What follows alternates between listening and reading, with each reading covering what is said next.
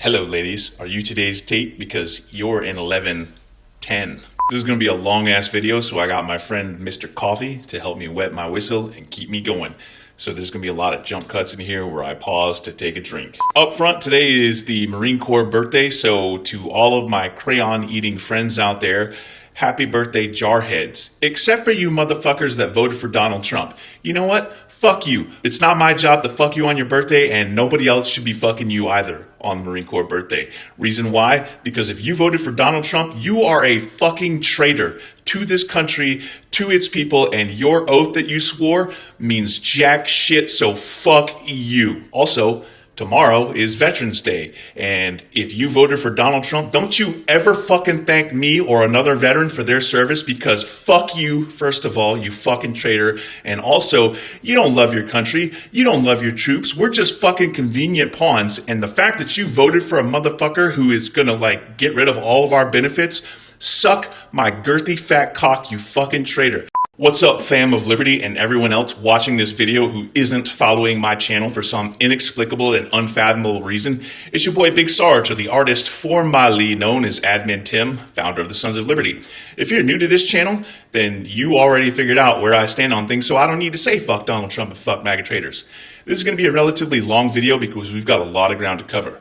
I'm not going to cut this into smaller chunks, so if this ends up being a 20-minute video, so be it. The advice I'm giving you today might just save your life, so I encourage you to see this video through to the end. The topic today is your body, my choice, and what you should be doing when you see it or hear it, especially if you're a man. This past week, just a few days ago, in fact, a couple of protesters showed up for a demonstration at Texas State University. These protesters were taking notes from pathetic incel Nick Fuentes, who posted on Twitter, "Your body, my choice." So in the aftermath of the Nick Fuentes tweet, I cut a video the other day about personal protection and buying a firearm. Evidently, not enough of you have seen it because I'm still getting asked my opinion on the topics, as well as having been asked to provide you all with advice. In particular, the women admins for the Sons of Liberty have asked me to devote an entire video to this topic exclusively. Now, first and foremost, we're going to quickly talk about Nick Fuentes. I'm not saying that you can or should Google what his address is, but it's available on the internet just by literally typing in Nicholas J. Fuentes' address. Nick the Little Dick submitted a petition to Google to have his entire house blurred out on Street View and to have his house number unlisted in the top-down zoom-in view. But if you look at the surrounding houses, you can get an idea of what kind of place he lives in. I'm normally against doxing, but I feel like if you're gonna run your fucking mouth and threaten to rape women, it's a good idea for women to know exactly where you live so that they can avoid walking through your neighborhood. I certainly don't encourage anyone to use websites that send excrement to people. That would be uncalled for. And I myself have certainly never used Amazon Prime to send several bags of cock-shaped candies to, say, armed men who hijacked a ranger station and were under siege. Yes, that made the news, and yes, that was me. So your body, my choice. A lot of you have asked, what are men going to do when they hear it? And the answer is violence. I know. Let me stop you right there before you start in with the, well, Big Sarge, Admin Tim, Professional Scotsman, Ginger Ninja, Tactical Beard. Violence isn't always the answer. In most cases, violence is an answer, and yes, I 100% agree with you that violence isn't the answer all the time. In this case, though, wrong. Violence is absolutely the answer. Why? Because these motherfuckers are straight up talking about rape. That's exactly what it is. Look, a lot of y'all are of the opinion that we should just shout them down and tell them no. I've seen advice that suggests you can be a better ally to vagina owners by publicly condemning your fellow dudes if they say it in front of you in public, saying things like, what a weird thing to say, or do you hear yourself right now, or didn't your mother raise you better, or that's a disgusting opinion to have, or even just saying, shut the fuck up, bro. With all due respect, that's a pretty picture, and I'm sure the Beatitudes say something about, blessed are the meek who turn the other cheek, or maybe that's rap lyrics, I don't know. Bless your heart. I'm sure that counter-protest will work the first time some incel motherfucker shows up, but it's going to keep happening in greater and greater numbers because own the libs or whatever. Remember Charlottesville? Right-wing racists showed up to protest, expecting a bunch of soft, weak liberals to just shout at them. And that's the problem. We need to stop being soft. Soft gets you run over by a white supremacist in his Dodge Challenger or whatever. Charlottesville came about because so many liberals wrung their hands and clutched their pearls about, oh, you can't punch Nazis, they got their free speech. So these motherfuckers got really bold, and then all of a sudden, people started getting violent. Now, we've seen Nick Fuentes post on Twitter, "Your body, my choice," and a lot of other incels started chiming in. Now they're fucking showing up to protest and shit. And yeah, it might be 2, 3, 10 dudes at first, but Charlottesville happened because enough people started gathering and met no resistance whatsoever. These motherfuckers are feeling bold because Donald Trump is back on the throne, and these motherfuckers are pissed that they're not getting laid. Everyone knows rape is a crime. Everyone knows rape is evil. But they're getting bold because they're desperate to bust a nut in something that isn't a dirty sock. And their president is a rapist. So on the scale of how outrageously stupid are you, these incel motherfuckers range from licking windows to sticking their dick in a light socket. It's cute that y'all think love wins and that we can all hold hands and sing Kumbaya at the top of our voices, but these are dudes who publicly state that you are now rape bait and at their discretion. This flies in the face of cultural and civil norms, and despite the fact that it's fucking illegal, let's be honest. Y'all remember Brock Turner, the kid who got caught raping a passed out drunk girl behind a dumpster? Dude got like 6 months time served because he's white and could afford a lawyer. That's all you need in this country to get away with rape. And that was before a convicted felon and admitted adjudicated sexual predator became president again. Motherfuckers are getting brave, and in sufficient numbers, that bravery turns to stupidity. Ask any girl that's ever been to a frat party. There's exactly one response that will stop people from feeling so brave. A lot of y'all were born with the internet, but Big Sarge was not. I was born in the 70s, and back in my day, if a motherfucker ran his mouth, you socked him in the jaw until he learned not to talk shit about you in public. A lot of you internet kids never had to learn that lesson. I am absolutely 100% comfortable with violence, and you should be too. I'm prepared to get my ass kicked, but I'm also prepared to exact my pound of flesh in the process. And every step of the way, when someone's beating my ass, I'm going to make that motherfucker feel it. Hopefully it doesn't come to that. Remember when the alt-right was a big thing and Richard Spencer was on all the news channels? That's when it really became popular to punch Nazis. Well, guess who fucking went away and stopped being a cunt? The alt-right. At least until recently anyway. Most of these motherfuckers are incels who are mad that they can't get laid, which is hilarious because plenty of them could get laid if they just respected women, weren't creeps, took showers, and were genuinely interested in women as equals. But they don't, so they can't get laid. And that makes them really fucking mad because they feel entitled and privileged. And that makes them double down and embrace the idea that now that Trump is coming back, they can treat women like property and hopefully get away with it. Au contraire, mon frere. I am overwhelmingly irritated with this whole idea that we have to sit down and shut up and kowtow. Getting arrested for assault is a price that I'm willing to pay to underscore the message not to fuck with me and mine. And to be clear, if you're in the fam of liberty, you're mine and I'm yours. We're in this shit together. And when I say that, I don't mean it in like a creepy, rapey way. I mean like we're family, because friends are the family that you choose. Remember in the Scarlet Letter where Hester Prynne had to wear that letter? Remember dunce caps? Let's bring back forcibly shaming people in public. And I get that the Scarlet Letter was kind of a bad reference. Anyway, so you remember Inglourious Bastards where they marked Nazis by cutting a swastika into their forehead? I am 100% down to carve "Your body, my choice" into a motherfucker's forehead. Why? Because a lot of these dudes are bitch-made beta cucks and a big old alpha sheepdog like me doesn't need permission. That's their logic, right? I didn't make the fucking rules, they did. And maybe Texas State University doesn't condemn their protest because free speech or whatever. But let me clarify something for all of you. The First Amendment does not guarantee you a right to run your motherfucking mouth and not get punched in that motherfucking mouth. It just says that the state can't punch you in your motherfucking mouth. It doesn't say a goddamn thing about John Q. Public. Now, granted, there are other local laws that say you can't punch them in the mouth. So if you decide to go that route, be prepared to catch misdemeanor charges. So that's my response to the meme that's going around about, men, what will you do if you hear someone say this? I'm going to confront a motherfucker. That's what. Why? Because I have an invincibility complex and a kicking your ass fetish. I will absolutely get all up in a motherfucker's personal space and let him decide that it's time for me to wipe that goddamn smirk off his face. I'm not suggesting that you should too, but I'm not suggesting that you make incels afraid again. I'm just saying, all it takes is a small handful of motherfuckers to fuck around and get introduced to the concept of fatally finding out. And you should be the finding out.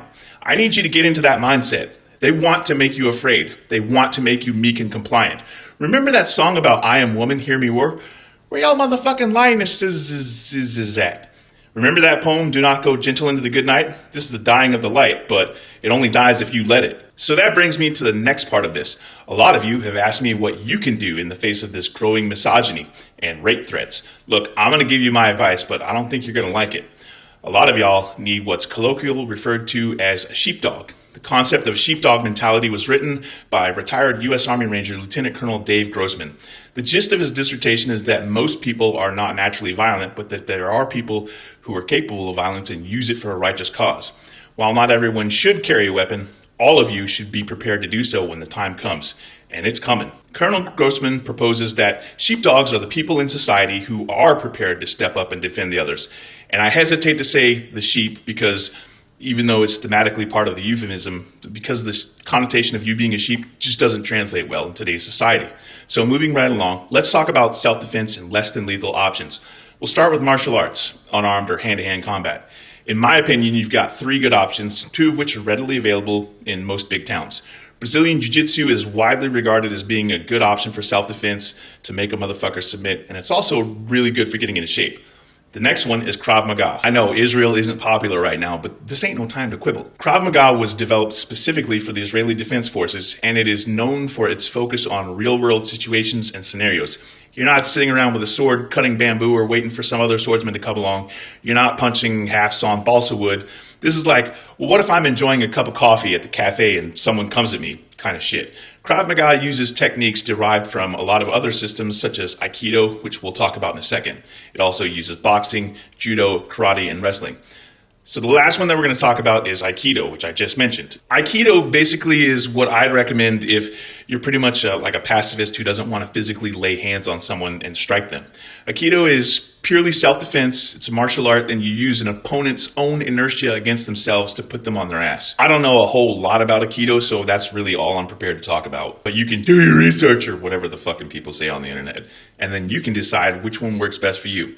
The one that works best for you is the one that you practice a fucking lot. Bruce Lee said something like, I'm not afraid of the guy who knows 1,000 different types of kicks. I'm afraid of the guy who's practiced a kick, one specific kick 1,000 times. Something to that effect. I don't know the specific words. It's too early in the fucking morning. I haven't finished my coffee, and I don't idolize Bruce Lee, so I don't know what the fuck it was that he said. That's just the gist. Point is, practice it.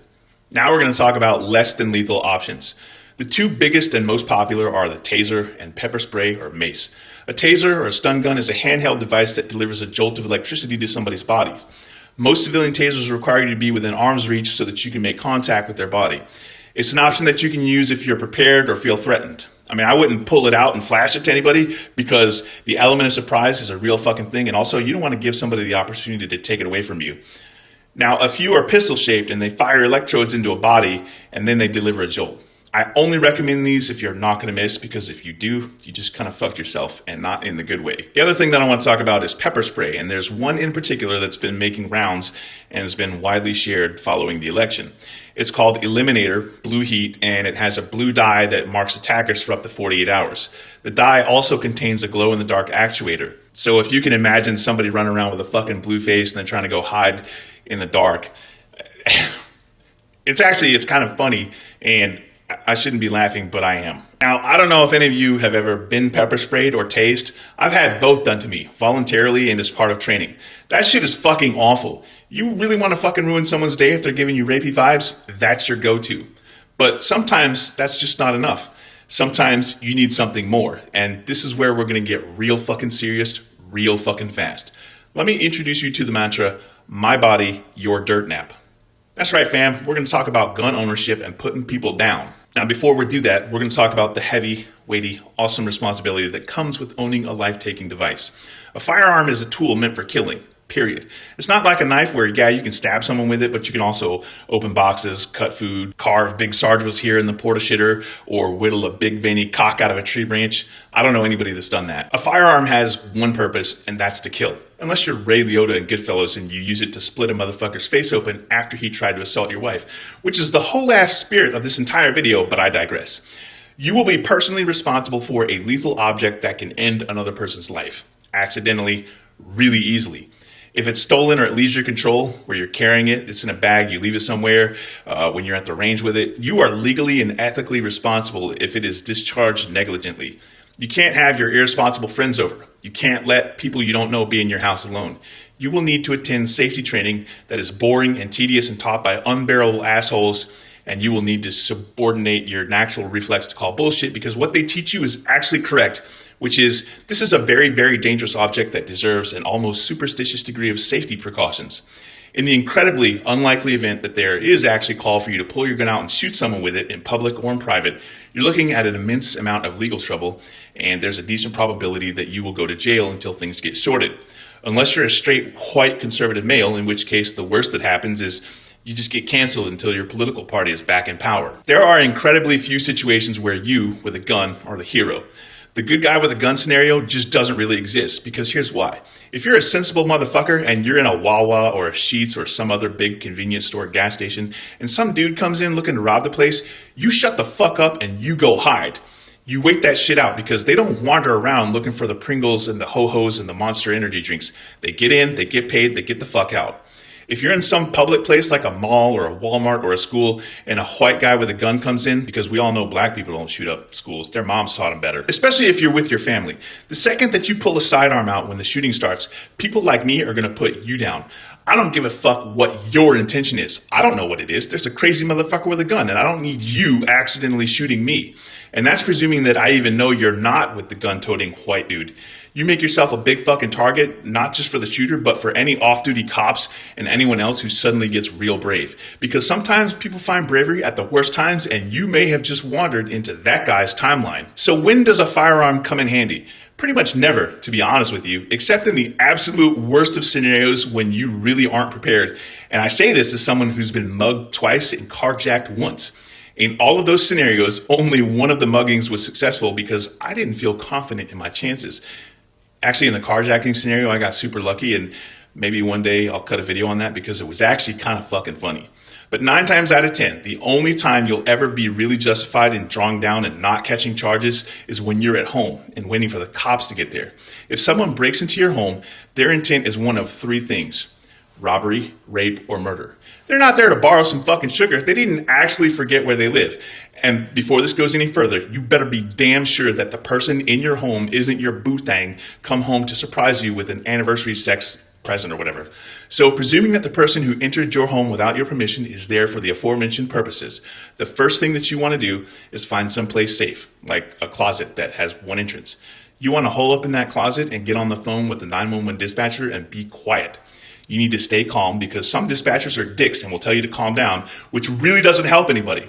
When you're on the phone with the dispatcher, you need to be very clear about exactly where you are, if anyone else is with you, and especially the fact that you're armed.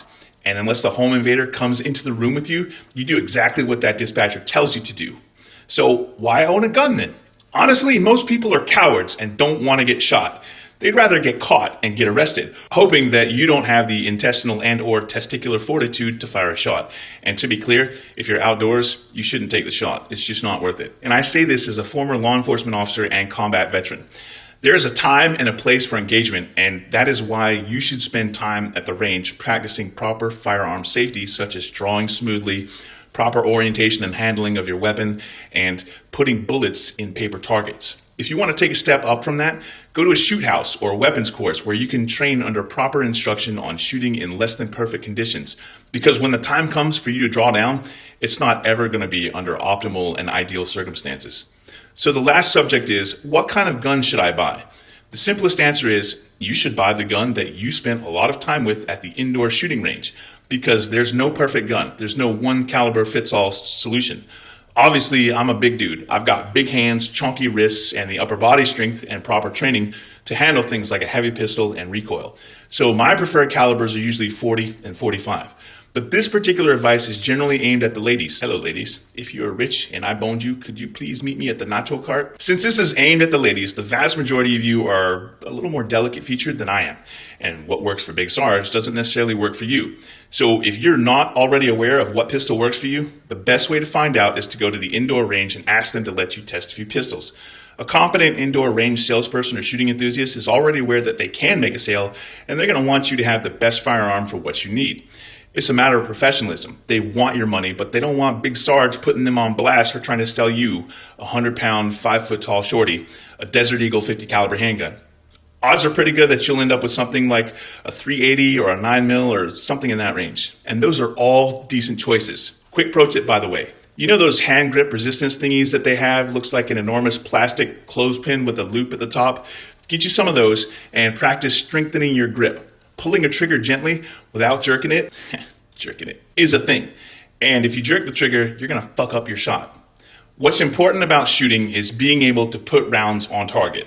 Recoil is a real thing, and you need to be comfortable firing a round and putting it where it needs to be going. And that includes immediately putting your sights back on that target and putting more rounds into that target accurately and preferably without blasting anyone else. And for all the dudes in my comments who are like, you should get an AK-47 or an AR-15 for home defense. Bro, shut the entire actual fuck all the way up. The reason that you don't have big guns is that they shoot big bullets in your house, and those bullets can go through bodies, and they absolutely will go through your drywall. If you're in a home with other people who belong there, you risk a friendly fire incident. So that's something to consider. As an example, I mentioned that I like to shoot 45s, and that's my preferred caliber.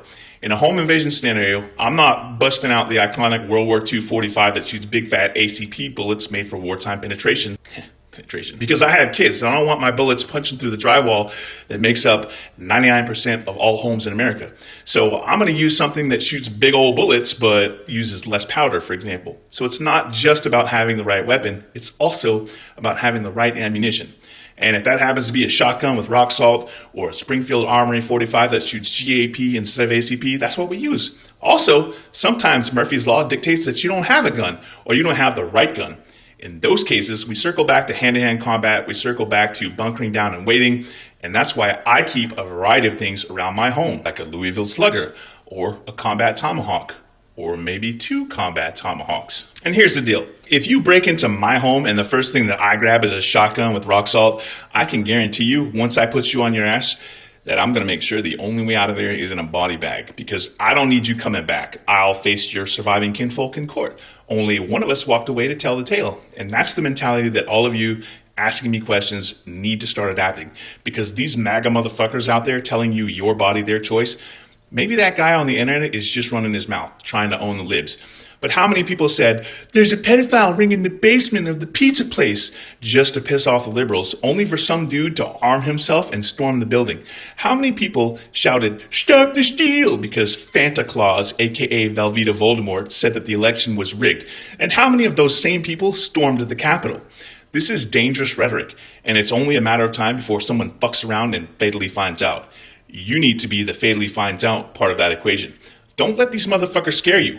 Become the lioness. Get mad, get ready, and get good. Normally, I close these out with obligatory disclaimers. Today, I'm not, but I still want you to follow us on TikTok and or YouTube. What I am going to say that I always say is the resistance starts with us. To that end, we've begun organizing local Sons of Liberty chapters by region.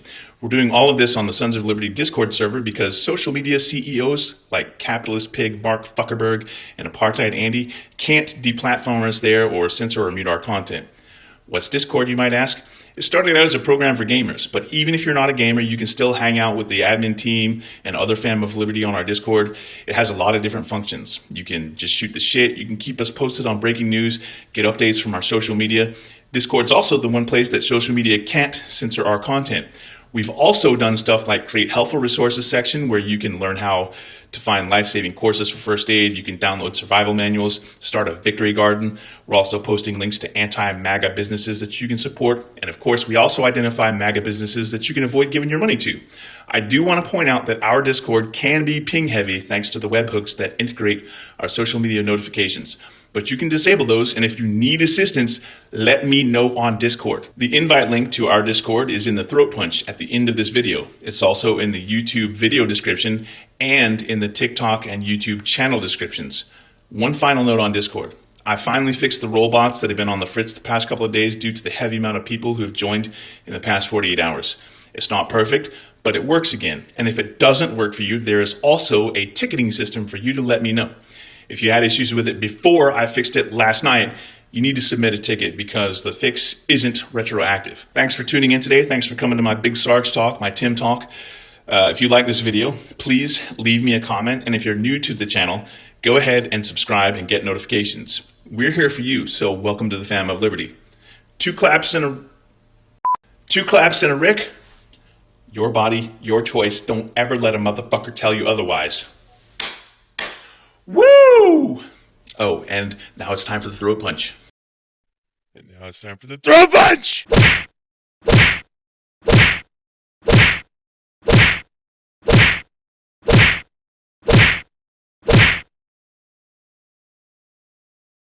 And for all you people that are like, Big Sarge, could you do your videos without swearing?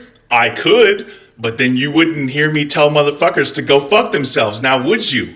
I could absolutely do a video without swearing. In fact, I did it once. You want to know how many views it got? It got like 800, and every fucking comment on there was like, why are you not swearing? I get that a lot of you want me to do my videos without profanity, but that's my signature. That's my shtick. That's my gimmick now. I can't go back on that. Also, I'm too fucking angry to say politely that you should go fuck yourself. I'm just going to straight up tell you, go fuck yourself. I appreciate your feedback on not using naughty words. I hear you. I get it. It goes in one crippled ear and out the other.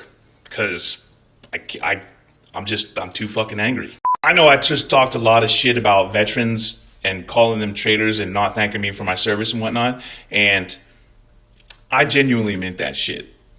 I legit meant that. I know some of you are turned off by the fact that veterans shouldn't tear down other veterans and that we all shared that unique bond. But you know what?